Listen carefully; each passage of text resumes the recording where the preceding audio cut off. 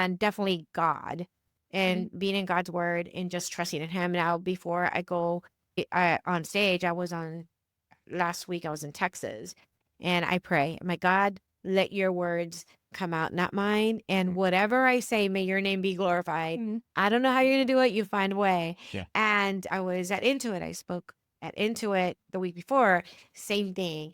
And that's what I put my trust in. But this would have never happened had I not Yeah. rewired my brain. Oh man, trust me, you were preaching to the choir right You now. like that too? People do not believe me when I tell them I was such an introvert and like timid kid growing up. I Really? was so quiet and I was so scared of the world.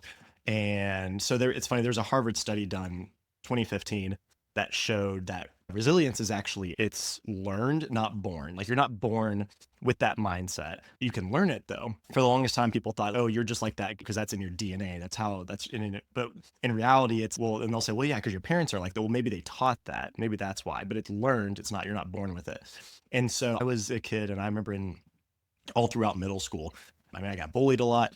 And I actually had a teacher tell me one time, and this was like a kind of like a turning point for me. And he told me, he said, you're a B type personality. He said, you'll never be a leader. You'll never be successful. And as a kid, I was like, ouch, that really hurts because no one wants to be told that. And man, it was like, it really hurt and it hindered me. I think it made things worse. Like he like told me what my identity was. And so finally, many years later, I was in the military for a very short time. And for the first time in my life, I got put in a leadership role. And I'll never forget that the drill instructor put me in charge of my squad. And I told him, I was like, hey, I think you're making a mistake. I'm not a leader. I was like, I should not be in charge of people. And no, I'm telling you're a good leader.